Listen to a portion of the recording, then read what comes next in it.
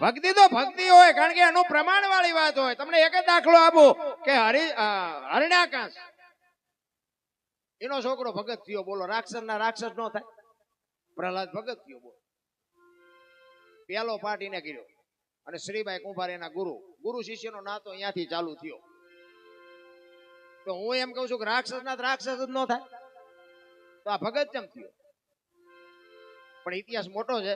પણ શ્રીબાઈ કુંભાર જે કહેવાય ને કે નિભાડામાં બિલાડીના બચ્ચા આવી ગયા હતા, જાણીતો ઇતિહાસ છે. એટલે આ ચોકે કરતો હતો કોણ? પ્રહલાદ.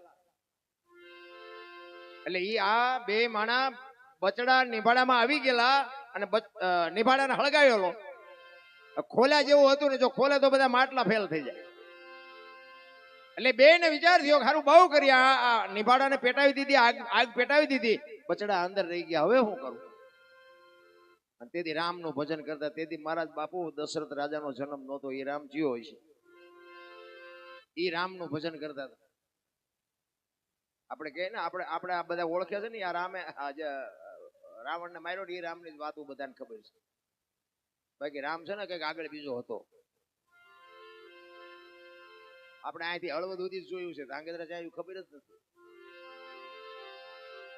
ઈ રામનું ભજન કરતા હતા અને આ ચોકી કરવા પ્રહલાદ નીકળ્યો અને એને એમ થયું કે અત્યારે રાતે આ ઘરમાં કોણ બોલે છે? એ અંદર આવ્યો, કારણ કે આ તો રાજા હતો હરણાકશ ને એનો છોકરો, ને એમાંય રાક્ષસ. કોણ રોકે? અંદર ગયા કે શું તમે રામ રામ કરો છો? એ કે અમે ભગવાનનું ભજન કરીએ છીએ. એ કે ભગવાન તો મારો બાપ છે. એ કે તમારો બાપ નથી.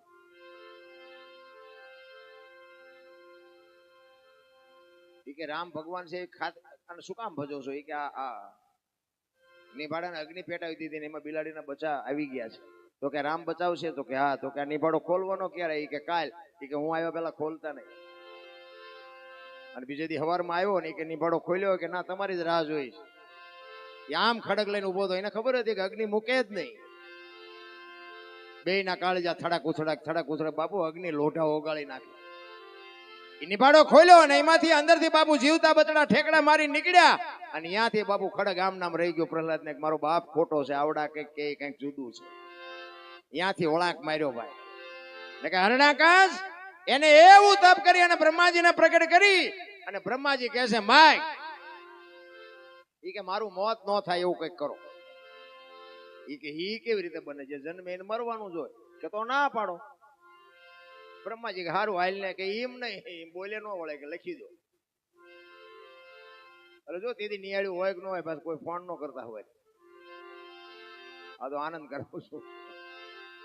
આ બધા કે રામ વનમાં ગયા હતા, એ તો બધા કે છે, એટલે હું કહું છું કે જ્યાં તાર હું અહીંયા નહોતો. હા માનો તો માનો, નો માનો તો ડિલેટ મારી દેવાનો. આ મોબાઈલ નો જમાનો છે. બ્રહ્માજીને કે તમે લખી દો.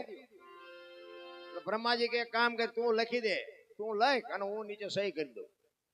પછી હરણાકાશે બધું લખ્યું, લોઢે નહીં, લાકડે નહીં, રાતે નહીં, દીએ નહીં, ઘરમાં નહીં, બધું લખી નાખ્યું. પછી કે આમાં કરો છે. બ્રહ્માજીના હાથમાં આપ્યું, બ્રહ્માજીએ વાંચ્યું. વાંચીને પછી બ્રહ્માજીએ કીધું કે હરણાકાશ હજી જોવું જોઈ લે, રહી નથી જતું ને કઈ. ઈ કે ના, ઈ કે જોઈ લે બાકી.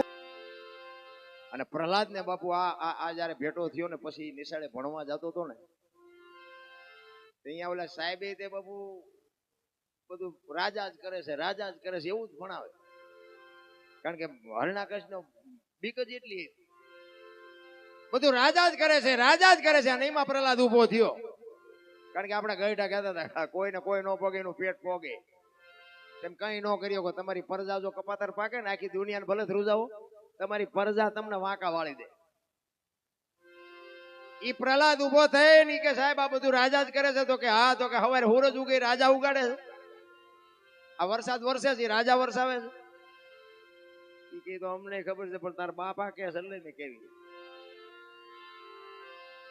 અને સાહેબ પછી હરણાકશ પાસે જઈને કે આખી દુનિયા માને પણ તમારા છોકરાએ ઉપાડો લીધો, પછી મને ન કહેતા.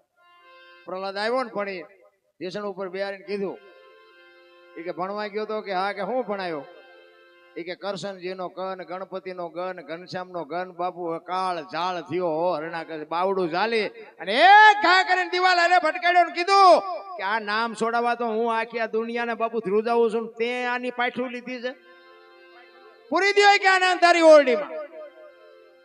એ અંધારી ઓરડીમાં પૂર્યો કે હું જોઉં તારો ભગવાન કેમ આવે. એક દી એક રાત, બીજો દી બીજી રાત થઈને અખિલ બ્રહ્માંડનો માલિક બાપુ કોઈની આબરૂ જઈ જ નથી અત્યાર સુધી, જો ભરોસો હોય તો.